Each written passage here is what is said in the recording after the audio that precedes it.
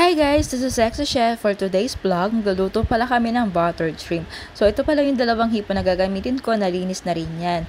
Tapos ito, maglalagay pala ako ng Sprite. Ito ko siya ima-marinate. O, diba? Sprite talaga. Actually, napanood ko lang din yan. So why not, diba? Gayahin natin. Pero okay naman, masarap naman siya.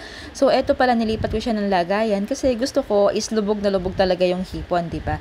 So ayan, nakapag-gisa na pala kami. Hindi ko na na-video kung paano siya igisa. Pero ang ingredients niya is butter, and then garlic, maraming garlic, at saka ayan, may siling panigang, at saka may siling labuyo din. So good luck na lang sa akin kasi talaga dalawang sili pa yun nilagay, diba? Eh hindi naman ako mahilig sa spicy food, my god! So ayan, nakita nyo naman, diba, nakakagutom talaga yung itsura niya. Pero, syempre, alam niyo na, kailangan natin yung kainin. So, eto na, nakaluto na po kami. Nakita niyo naman yung siling pula, talaga naman. So, syempre, dahil nga spicy yung ulam. So, ayan, meron po talaga kaming soup. Para pangontra po doon sa spicy na ulam.